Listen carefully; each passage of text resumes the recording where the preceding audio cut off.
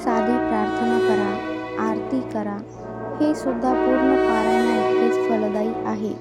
श्री स्वामी समर्थांचे 108 वेळा नामस्मरण करा.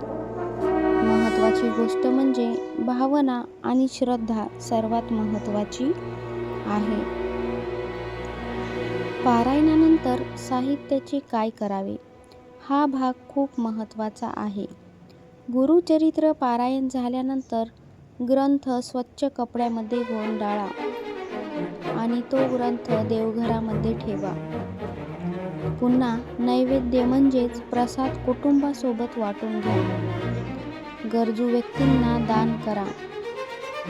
फुले, वाहिलेली फुले पवित्र ठिकाणी टाका. झाडाखाली टाका किंवा पाण्यामध्ये विसर्जित करा.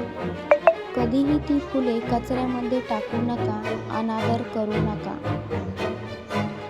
एक गुपित सांगते जे 99% लोकांना माहीत नाही. मैत्रिणींनो, एक गोष्ट लक्षात ठेवा. पारायणानंतर धन्यवाद प्रार्थना केली नाही तर पुण्य पूर्ण मिळत नाही.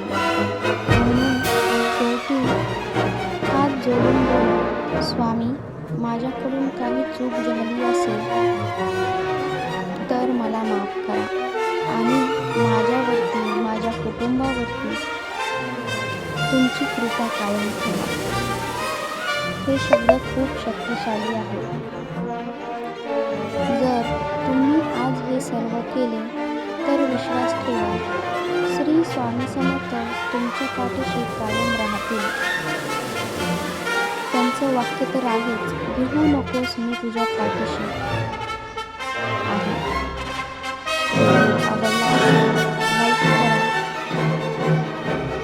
शेअर करा आणि आपल्या चॅनलला सबस्क्राईब करायला विसरू नका. महत्त्वाच्या व्हिडिओला हाईप द्या आणि आपल्या चॅनलच्या जॉईन बटनावरती क्लिक करून एक छोटासा सपोर्ट नक्कीच करा. स्वामी भक्त असाल तर कमेंटमध्ये नक्की लिहा.